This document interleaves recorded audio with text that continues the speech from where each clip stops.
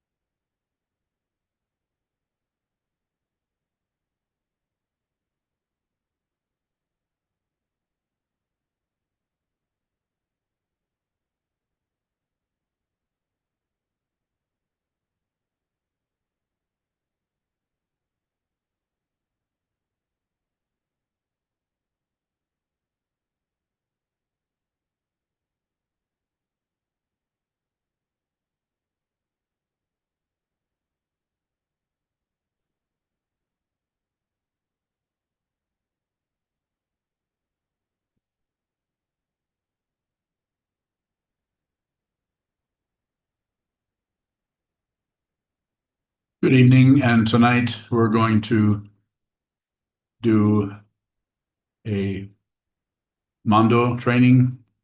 This particular format will take the form of this teacher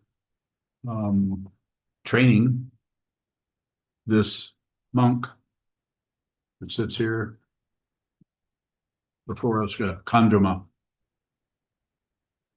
And I will be asking her questions, and you'll be able to ask her some questions also as we go along.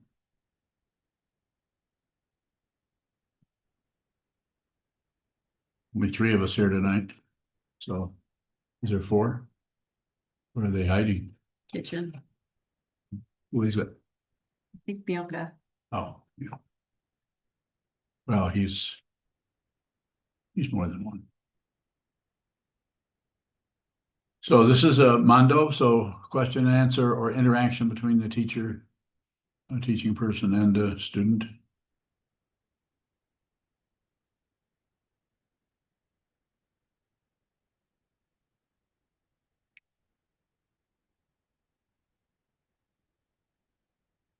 So Kandrama, how do you see your role in this monastery as a Sukansu? How does that showing up for you? Be very specific and also general, if you can. Well, the Sukansu is right underneath the abbot and is making sure that forms happen in the Zendo, that the facilities are cared for, and that any administrative things happen. So kind of an overseer. And so specifically work on one of your primary visions is to get in front of as many people as possible, whether they stay to continue to hear your teaching or not, just Yes. as long as they have had a chance to hear the Dharma from your perspective. And doing that, we're on Instagram and Facebook and YouTube and now Substack. And Shui Wu is the primary person that's creating all those digital assets for us. Okay.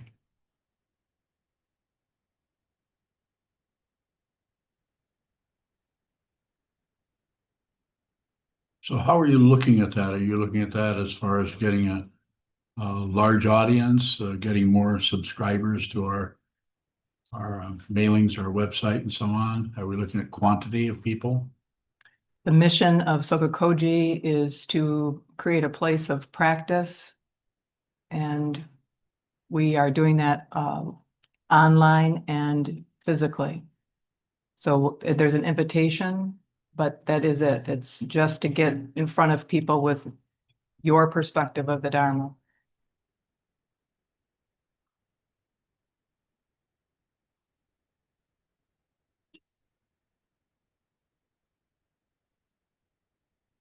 Well, being a counselor, a therapist,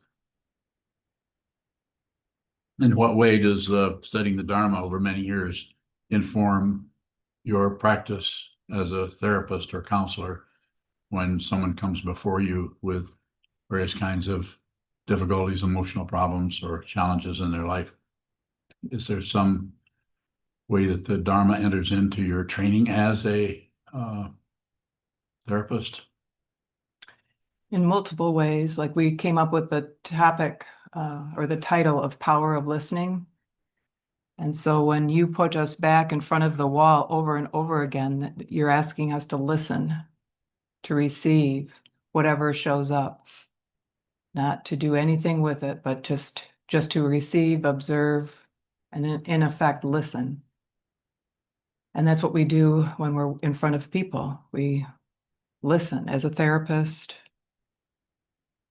listening and being someone who might ask a question or two, but primarily just listen.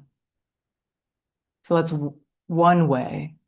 And then the teachings themselves help. I don't know, I hear the teachings come out of my mouth in various ways that aren't necessarily Buddhist, unless I have somebody in front of me who is curious about Buddhism and or practices it. So I might share with them, for example, the Four Noble Truths. Most people come with problems, and we talk about how counseling might be just accompanying someone in their suffering, not fixing them, not managing them, not giving them ways to control their suffering. Unless, of course, that's what they're actually there for. And then you can go into traditional therapies if that's something they want. Do you ever recommend to any of your clients meditation practice? Only if they bring it up. And So you never bring it up? mm-mm. Why don't you? When I'm teaching generally to a group, I'll share what a kind of a continuum of meditation to help them situate maybe mindfulness practices, stress reduction, calming, and then Zen, and just show them and give them. I actually have given them everybody a taste of maybe 4 different practices on that continuum.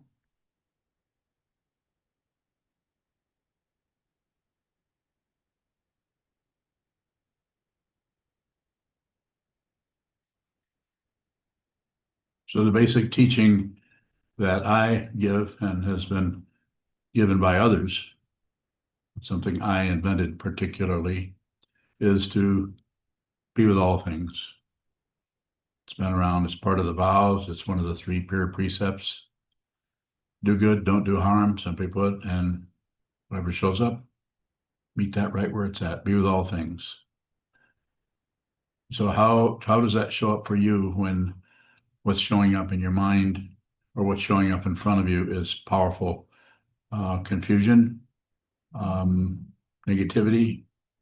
Where you get on a list, anything. That doesn't necessarily have to be someone having a fit.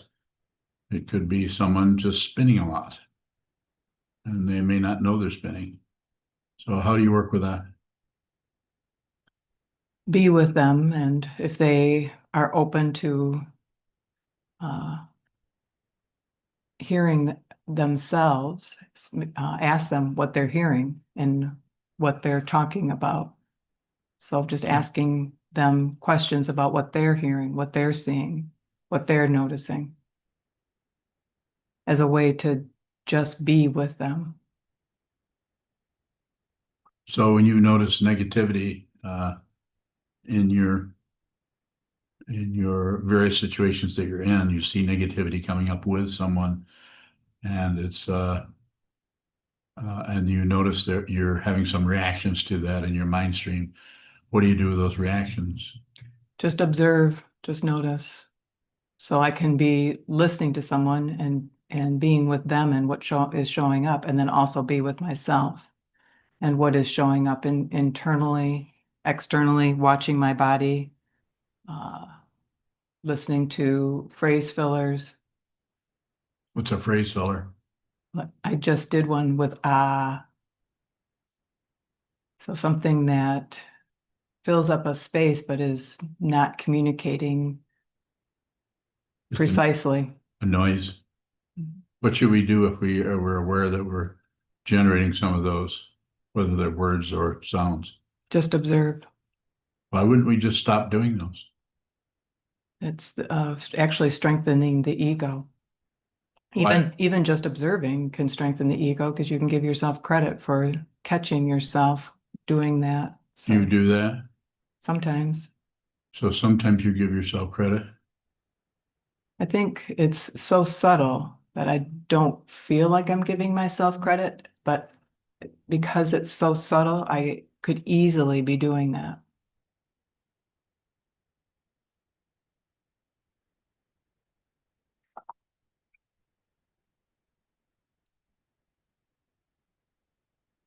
We're having negative feelings and emotions, or someone that we're talking to is having negative feelings and emotions. Why wouldn't we just go in there and try to find out the cause of that and eliminate the cause? It just engages with the illusion and strengthens the illusion, strengthens the circularity. There's nothing to figure out. If you're analyzing, thinking, it's just more circularity, more strengthening the sense of self instead of creating some space around whatever is happening and So just observing it. So you're functioning the way you're talking right now. You're saying things that I've said very similarly. And so what you're saying coming out of just repeating something you've heard, or something I've said or a teaching, or are you speaking out of how this looks to you? I'm speaking out about how it looks to me. Maybe could challenge myself to find different words, look for maybe some other words that show up that don't sound so close to what you say. So would that be kind of a project? Let's see, Sokuzan says don't add, but I'll say don't multiply. Or Sokuzan says don't do anything unless you have to, and then rephrase that. Is that what's being, what do you mean by that? Then you could say it a different way. Just look for opportunities that might help me not sound like I'm parroting my Why is that teacher, a problem? because someone might think that I'm not actually. Oh, is it of concern to you what people think? Is it? In some ways, yes. In what ways?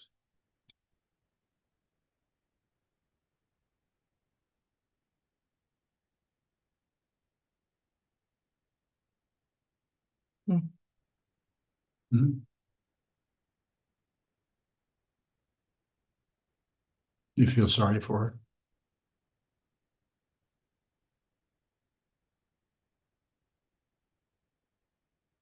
Say more if you can. I'm not able to. I feel But you said it, I can't Mhm. quote, but I can paraphrase. You said, well, then people might think that I'm trying to. No, and I guess what I'm trying to do is just avoid the criticism that it doesn't matter if somebody has that criticism or that judgment. Isn't that another position's take? It doesn't matter? Yes. Thank you, You ever teacher. hear me say it doesn't matter? No. Yeah, I do. I say that a lot. Why are you protecting me? Well, you say, you don't say exactly, doesn't matter. What do I say? Want some coffee? It is. I'm like going for my coffee right here. Hmm. That's the second time I've done that. I thought you were reaching for the clock. Shut off the alarm. None of us can hear but you. So let's talk about that a little bit. That's an interesting area. Mhm. So what is that about where we do this and do that and we're endeavoring to do things correctly or in a helpful way, but somehow we're a little bit self-conscious about what someone might think about the way we're proceeding there. Could it be that we're just trying to not get in the way of what, Why couldn't, if your teacher has said something you think is valuable and resonates with you, why couldn't you say, my teacher says this?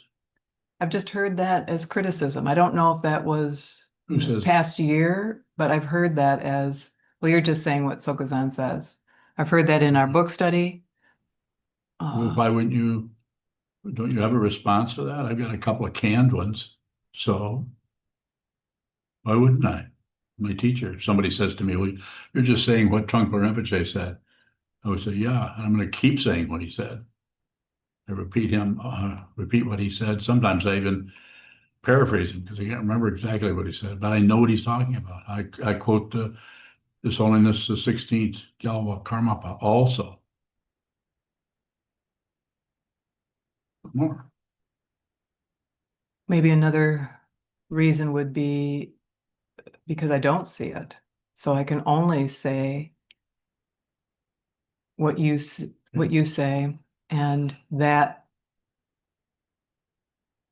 I don't know, does it cheapen the Dharma? I don't know.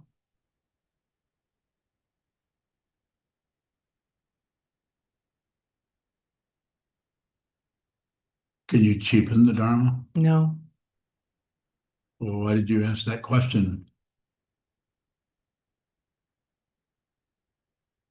It's a why question. just came up. Did. It's valid. It's a good one. Can't really cheapen what this is. Even the people who run away with their fingers pointing back, that's very temporary.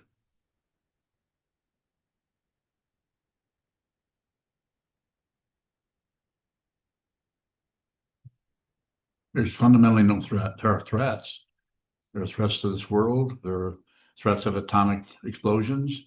There are threats of something I've just been looking at recently, the threats of AI, which is all AI has to do if it wants to destroy its creator, because it looks like we're the creator, though we're not, is to work on a cure for cancer and have it be something that just kills the human race. Oh, got rid of those guys. Now we can run a calm, peaceful planet without insane people running around. Just a way of talking about it. But what is fundamentally real, if you see it, is not threatened. AI can't threaten it. Atomic warfare can't threaten it. The confusion and crap that people throw at you, and none of your emotions or feelings or judgments can destroy the truth. Your turn. You can't destroy what does not show up, and consciousness does not show up. That's why it's so perplexing. We keep looking for a result or something, and we're just changing the stage set. So that makes me want to go back to the topic, power of listening. Let's do it. With all that we've just talked about, we're saying that the one thing that we can do is listen, or be with, or observe, or receive. All pretty much the same thing. How do I speak about the power of listening and say something the ego does not want to hear? What do I say? You don't have to paraphrase me, but you could come close. You need to listen, but you don't need to understand. That's, nobody wants to hear that. What do you mean you don't have to understand? If you understand what has been said there, you'll stop fighting with yourself and judging others and accepting, rejecting, and condemning everything. Is that a teaching sound familiar to you? Mm. Very much so. I would imagine. So if you were to give a talk on that topic, how would you do that? And if you did do that, would you try to avoid quoting what your teacher said? Not at all. So when people say to you, well, you're just parroting, that's the word quite often. I just today learned the word in the Telugu language for parroting. I can't remember what it was. But I do remember the word for bad memory, but I'm not going to tell you. So how would you proceed in that way? I mean, we could just maybe have you do that on Friday. You can talk about that. Want to give a talk, Dharma talk on Friday? Yes.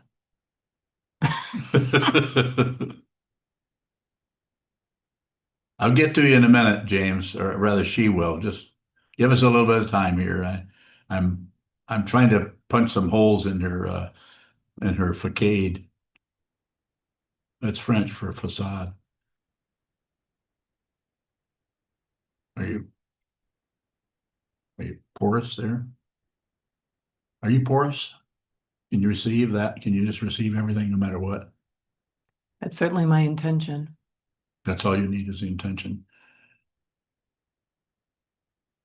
How would you teach the intention just when you see someone is blocking and stopping and shoving and pushing things away and condemning themselves and condemning others? Is there any way to teach intention to someone who's not a meditator?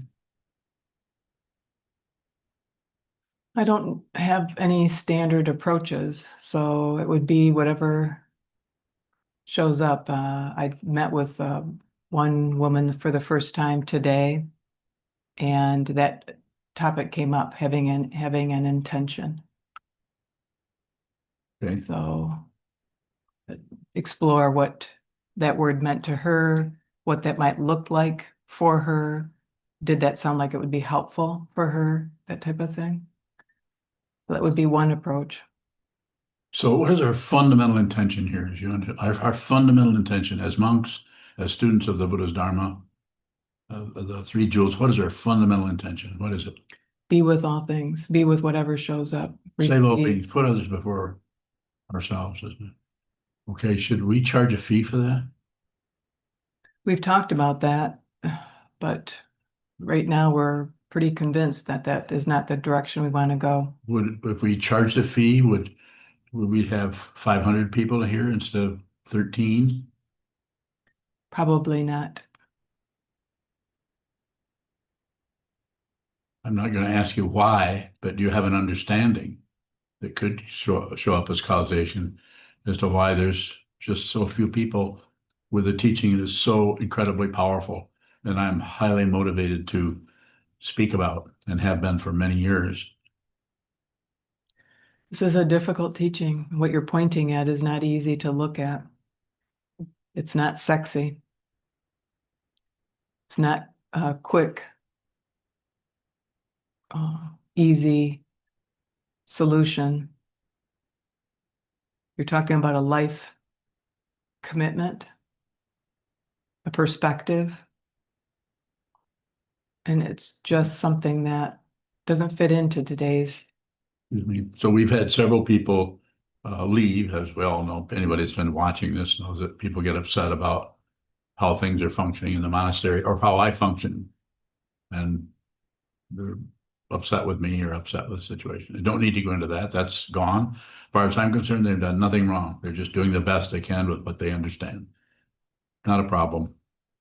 It's difficult because people you care about are leaving, so that's difficult. I'm not saying that, but it's just dependently arisen. There's no direct cause or causation there. But if I ask you something that's more in the present moment or closer to what we call the present moment, we have had a few people contact us. Some even come here and meditate for a while and then just never show up again. So you think that's the same thing as this is just too difficult? That, and it's just not very engaging. What we're asking people to do is look at whatever shows up, stare at a wall. Mhm. Uh, uh, Study, but not necessarily understand. Study, but don't analyze, Use the word stare at that wall when you teach it. maybe. Is that what you do when you meditate? Stare at the wall? I don't think so, but maybe. Why would you use that word? Another why question. I think I'm using it because I think that is what it might appear like to new people who are Yes. saying there's got to be more that I can do to be spiritual or to attain enlightenment than sit down and look at the wall, look at whatever shows up, whatever moves. So the various people, I'm not going to name them, obviously, but the various people that have come in the last several months, either in person or contacted us and so on. You think there's anything we could do to, or should do, to make things more presentable so we'll have more people hang around? It's not a trick question. There might be, like we've talked about, having a karma house be and a mindfulness be an initial practice. And then if people wanted to deepen their practice, they could come to the monastery and practice Zazen. We've talked about that. But many people want to come to a monastery, but they project what that's like. And they come here and it's just not. If you come to this monastery, and I'm sure you've done the math on this, having a degree in accounting, if you practiced every form here and sat or practiced the entire form, and lived here and maybe even had enough money to live here for a couple of months, how many hours a week would you practice? Either sitting practice or mantra or chanting the sutras or doing some kind of practice, including doing some kind of a work, samu practice like vacuuming the floor. You have an idea how much that would come to? I haven't added that up, so I don't have that number in my head. What would you, 40 to Yeah. 50 hours, 40 to maybe. 50 hours? So someone that has a full-time job who works 40 or 50 hours may still come here for 10 or 15 hours. Okay.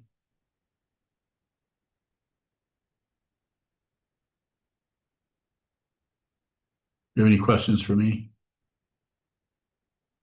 I'm going to turn you over to the others here in a minute. But if you have any questions for me, I can respond.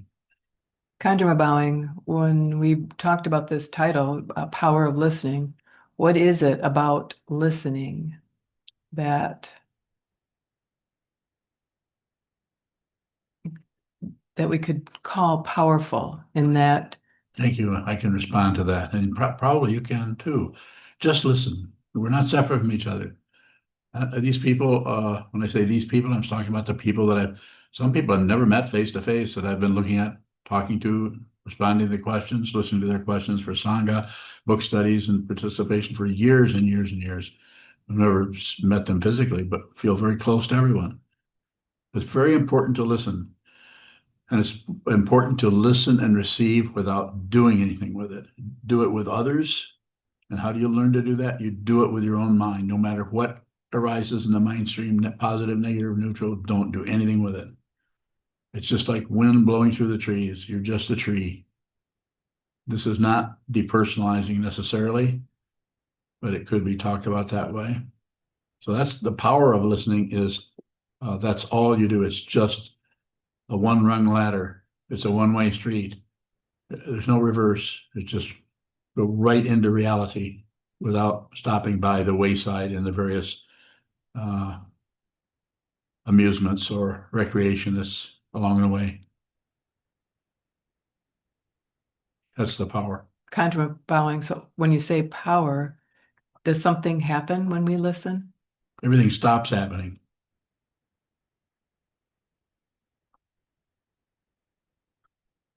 It's not that it doesn't move or go over there, but it stops leaving what you see in the illusion for what it means, or its outcome, or a worry about what if somebody thinks. They're going to. You can't, if you're in a group of people, they're all training their mind. They're all going to be thinking something different about you, and probably, not a statistician, but probably 50 to 100% of it is going to be about judging you, evaluating you. Happens with this person quite a bit. Happens with you. Happens with anyone in here. Anytime you have anytime you have any kind of status at all in the minds of others, you're going to get evaluated. Oh, but go ahead. Conjure bowing. So are you saying that the power of listening You stop evaluating. and you are not engaging in the illusion? You're just observing the illusion. So Go ahead. So it enables people to see the illusion? I don't know. You observe whatever shows up without grasping, rejecting, or shutting down. And yes, So the power lies in that you're not engaging in the illusion. not separate from anything, not separate from anybody's question, not separate from anybody's answer, or your question, or all of the things that are coming and going and coming and going that we grasp at, reject, and shut down on that create further elaboration, further chaos and confusion for others. Conjure bowing. So if someone brings us a relative problem and we listen to what they have to say, Yes. we're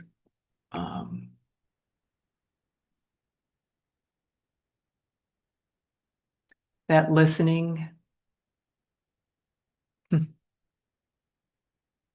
Difficult area. Mm-hmm.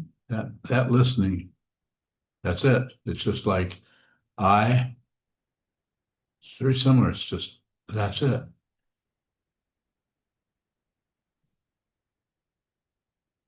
That's how awakening shows up. You're just out of sorts. You just don't, and you don't mind. And nothing can threaten you. So I'm going to ask anyone in here like to ask Kandama questions. Kabawing, you use the word engage or engaging a lot. What do you mean by that? Conjure bowing.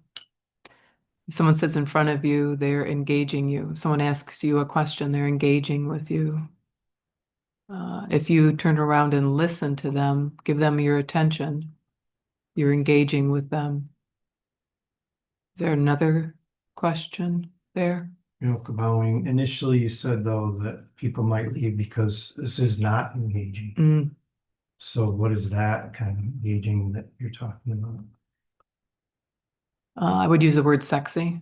It's just not very exciting. And it's maybe not as tangible as what they were looking for. So they're looking for specific practices beyond just observing what moves, not staring at the wall. I'm watching myself there. Don't you think that the 30 verses is pretty magnetizing? Especially in Sanskrit. You get to do that whole thing in Sanskrit. It's quite enjoyable. Kabawing, in your meditation, it's not like you don't find anything engaging. Not really. So it's, Come take a look. can I borrow some? Yeah, Yeah, there's a lot of mundane mundane, stuff. banality. And I like to fix, so what are we gonna do about the Sunshine Bardo drainage problem, that type of thing? Mhm. How much money should we give Jim Bursley to put plumbing and electrical in the cafe? How much bigger can he make that project until he says, stop? That's what shows up, and then I just get to look at that, but it's not very exciting. You have any question for? Not at this time. Okay. So I'm gonna let you call on. James, James Bowling. It makes me want to cry that staring at a wall is way more effective than going to church is. But I mean, how do you explain to people that out of everything they do in their life, looking at the walls probably the most effective thing they could do in their entire life? contour bowing, it would depend on whether they were a practitioner or not. So if they're not a practitioner and somebody a client that I meet, I would work through what I call somatic practice, where we observe what's showing up in their body, and then help them see how often they go to their mind to instead of actually describe or name or be with whatever is showing up in their body. And so that's kind of like an introduction to being with what shows up, being with what moves. If they were a practitioner, I would have sympathy or empathy that, what is it? And that's to me what the topic tonight is, the power of listening. What is the power there? I don't know if you have wandered into the physics area, but that whole idea of a particle or a wave changing into the other, if it's observed, and it can be observed in the past, it could be observed in the future, but it changes in that, from one to the other. So there's something even physicists are saying is incredibly powerful in the observation. So that's the direction I would come at. I mean, just give you a couple of different samples, but it always depends on who is sitting across from me and what they want to explore, what they're looking at, and how they're looking at it. Oh. James Bowling. If you look at research into polyvagal theory, I'm very familiar with that. that has some inspiration from some of the Tantra meditations. Yeah. But for being a therapist, how do you explain to people that their problems can be deconstructed, and how do you think that compares to the 12 dependent links versus the studied psychological explanation? Alan? Well, I certainly wouldn't go to the 12 links with any client, but primarily I would look at what is the value of all that analysis, and probably would encourage them to look for a different therapist if that's what they wanted to do. If they wanted to fix their problems, manage their problems, control their problems, then they need to go to a different therapist. I would help them look at their problems, be with what shows up, not go to war with themselves, help them see the judgment that they have, help them see how much they're in their heads, thinking, analyzing, see the expectation, see how much they desire to have something other than what shows up. But again, the language would be completely different depending on who was in front of me. But in terms of how that, psychology works with a dependent origination, there's probably a way to explain all that. But James, you and I are different in that regard. I don't need to understand, I don't need to analyze all that. I don't need to know that. I need to know what this is, and it's beyond words and concepts.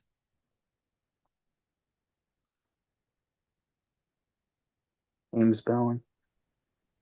You said people said that you're regurgitating. Do you ever think of building James, what word did I use? I didn't use regurgitating. uh that they said? Parroting, parroting. Yeah. Yeah, parroting. But do you think of building skillful means with Sokuzan on addressing what they said? No, it's about awareness, James. It's about awareness. Nothing to fix. A whole lot Okay, to see.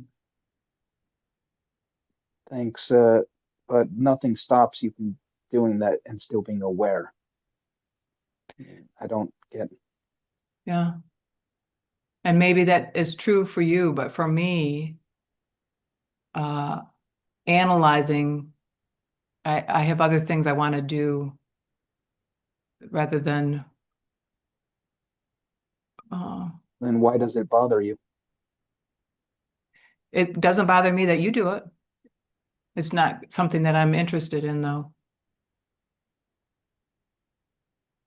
Okay, then you want to leave it as it is. What is it right now? I think I might have lost the thread. The accusations of being a parrot of Sokuzan. Yeah. I just want to let it be. It's there and it shows up every once in a while. And like when Sokuzan's asking me those questions, it made me realize that we haven't heard that criticism in a while. It was primarily when people were leaving. That was one of the criticisms that they leveled at the Sangha, is that we were just, we weren't able to speak to what this is. There was one woman, I think that she was here before you came, who was disgusted with us because no one was realized. And she felt Sokuzan wasn't a true teacher because he didn't have any students that were realized. So she looked out during our book studies and during our Dharma talks and said, there's nothing here for me because this teacher doesn't know what he's doing or what he's saying because none of his students are realized. Yeah, no, that could be explained by a lot of other things. Yeah. Doesn't need explaining in my book, but I know that you and I are, built differently in that regard. We have completely different mind. And yet we're not separate, right? So how can that be? Well, I mean, any criticisms you're free to address with Sokuzan. I mean, Oh, everything definitely. can be solved. Oh, definitely. But I'm not looking for a solution. That's fixing, James. We observe.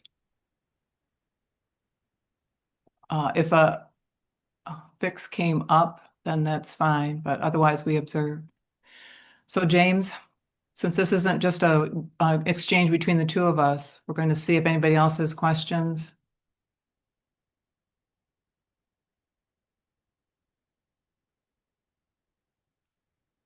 And if not, all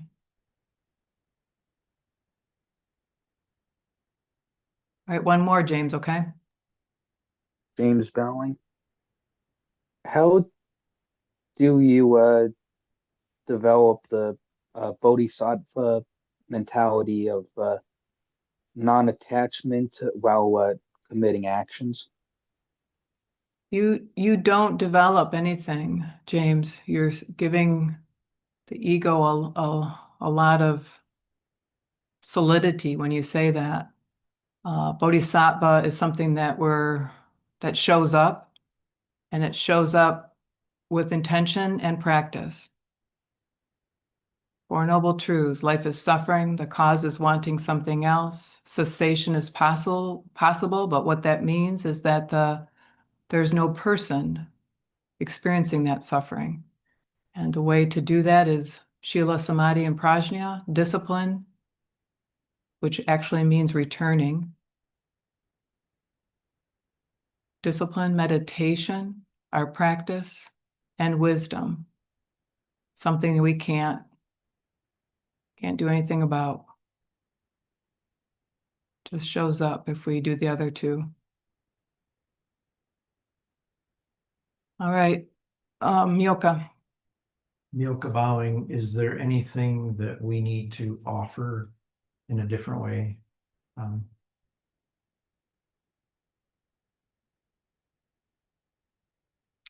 Is there anything we need to offer as a community, as a Sangha? Yes.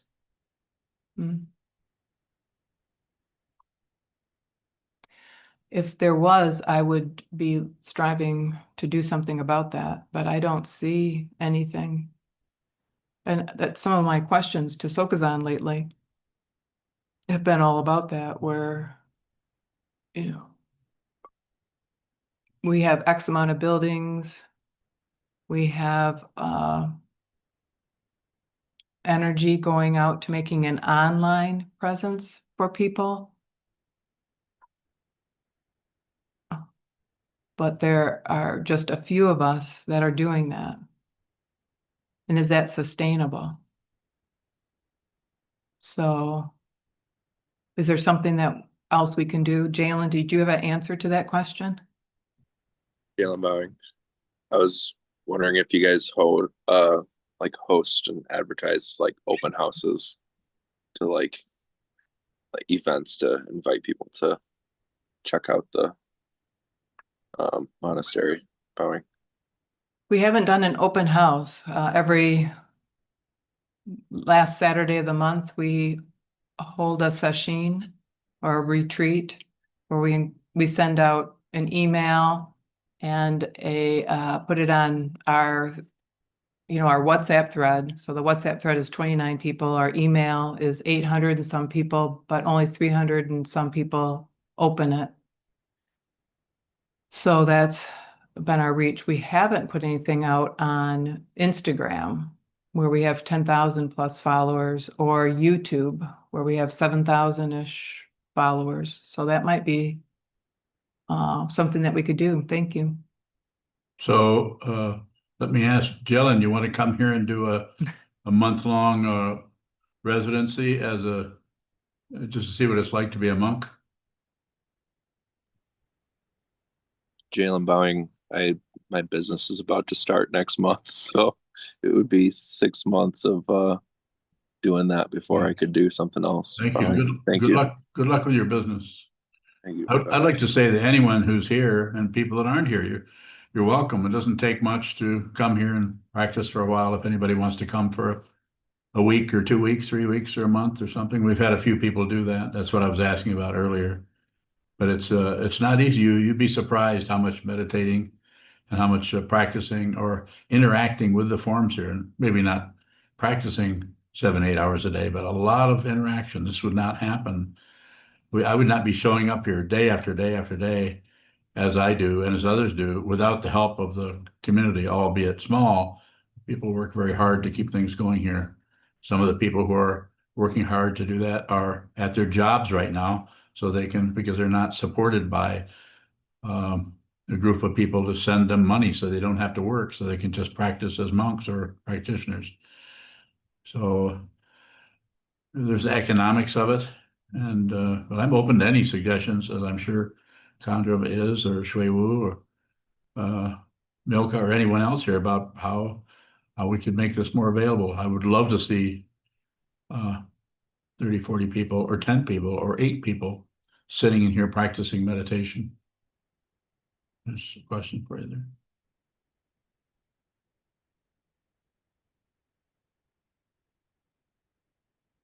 James. James Bowling. KTC, they did meditation, they did introduction to meditation classes.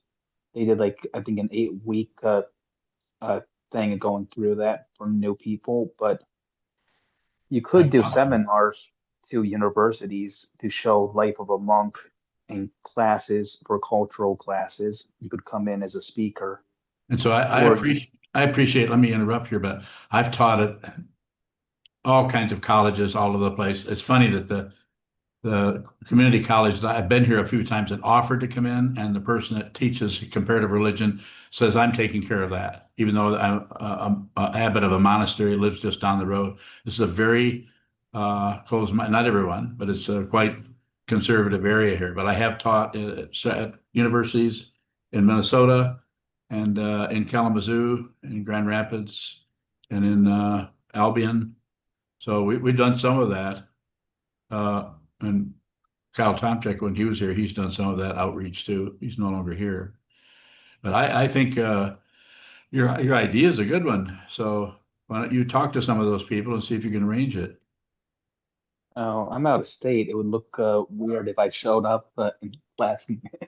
No, you're not weird. But introduction to meditation teaching and specific meditation type teachings would be helpful. Probably a good Also idea. talking, And we also have, perhaps you know, this is a monastery where we do the so-called heavy lifting sitting because the sitting is so much. But right next door, 30, 40 feet away is a really huge building. We're trying to fundraise to raise the roof on it, and a fairly large area over there of 1,000+ square feet, and I think about 1,400 square feet. That's all empty and is waiting to be a mindfulness center. We have a big sign out in front, and we have a yoga studio that's 900 square feet. So there's activity going on there. And I would say there's a fair amount of participation, but not a lot. And so it's not like 20 or 30 people. I think the poetry session gets more than anybody else, doesn't it?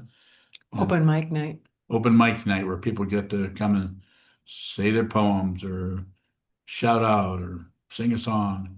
So, but as far as people coming and sitting down and observing their mind, that's not particularly popular. Maybe you're saying we should start a program like meditation for 8-year-olds? James Bowling, I would try to get the existing building you have up to capacity with people. I would do a course or something, and I would try to get YouTube memberships. So your Yeah. 7,000 people would start paying a monthly subscription. Yeah. Good And idea. I would set it some type of value, like a fraction of what you need to raise per month, and divide the membership cost into that. That way you offset your costs by like 20%. What do you think or- about that? That's certainly something that we've talked about. We just need staff to do that, to research it. YouTube membership, you have to offer special videos. Like you could do long form talks on something on it, like specific topics or specific meditation techniques. James, you are aware that there's literally hundreds and hundreds of videos on there that I've given, teachings I've given an hour plus on YouTube. You know about that? Yeah, there are. You've been doing this for a long time. So you're saying, if I may interrupt, thank you, that you're saying if I were to give a course on the Abhidharma or a course on Yogacara or a course where someone could sign up for a course, is that what you're saying? YouTube lets you join on like a monthly membership fee for individual channels, and the members get access to special videos. I see. So you can make like a whole playlist part of the members only section. Yeah. You want to help us with that? It's just about making the content, and then it's just clicking to get it on there. Well, It's so more important to get the nothing content to in it.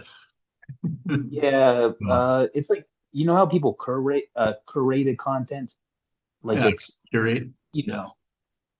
a course on the Abhidharma would be nice if you did a a discussion breaking down the 6 consciousnesses Mhm. into a playlist, and then you make that members only. That would be Okay. something that people would pay for. Thank you, James. Thank you. Appreciate your input, but as you know, we have book studies that go on here. There's no charge for them. Should we start charging for book studies? Then we'd have to ask you for money. People don't want to, people don't want to pay. I'm not saying they wouldn't. People don't have a lot of money. I got I got some Donna from a person the other day. It was just a few dollars, but it's something. It's just, it doesn't matter. I mean, if you can send us $500, do it. If you can send us $10, do that. Just doesn't have to be much. Help us out if you can.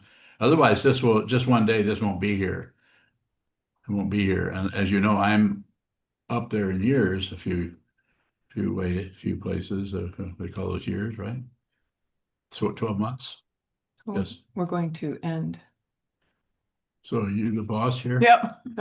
It's still important though. I mean, you want to know what people would, you want to know how many people out of the 7,000 would be willing to pay. That's a good point, and we'll definitely consider that and appreciate your input. Anybody else here? Jalen, Peter, Greg, see Sandy's gone, but anybody who comes on, if you have any, especially those of you who value this and think this might be a good thing to continue, help us figure out how to fund it or send us or help us financially if you can. If you can't, understood. We'd like you to keep coming no matter what. Just do the best you can. So thank you to your, Those, go ahead. sorry. No, go ahead. The prisoners that are visited after they get released, you should try to follow up and see if they would come in. You know, I've been going into prisons since the late 90s. A long time. I've been into countless prisons in many, both federal and state. And the people that are in prisons generally, I've found, do not, when you get out, they've got other things they want to do. They do not necessarily want to follow up on Buddhism necessarily. I'm not saying there aren't some that don't, but they probably do that in their state. And so I've really worked on that for a lot. And so if you knew what it was like to go into prisons, you'd see that those inmates who are locked up, there's two things they're allowed to do there. Well, there's several. They can eat and they can sleep, hopefully, but they're allowed to go to a religious service, and they're allowed to, if they're maximum security, allowed to go out into the yard 1 hour a day, and they have 1 hour religious service a week. So we have people signing up for this that really don't have much interest in Buddhism, but they want something to do, and they don't want to go to some of the other faiths. And Buddhism is generally a fairly workable one for anyone to listen to. So, but people aren't interested. I've talked to literally, not exaggerating, hundreds and hundreds of inmates in prisons, both federal and state. Generally, when they get out, they are not interested. Okay, it looks favorable with probation officers, though. Some people that are on probation We're will done. go to religious things. We're done. So, Oh, sorry. No, she just said we're done. And then he just, and James disappeared behind his emoji, and other emojis are still here, and I don't blame you. If I had an emoji, I'd have it in front of me 24/7. Thank you so much for coming. Thank you, Kondrama, for putting up with this old teacher, and thank you for your questions. And We will have to participating. dedicate the merit. And so remember, Kondrama is going to give a talk on Friday. So if you want to come on here and ask her some more questions like you forgot to do tonight, then.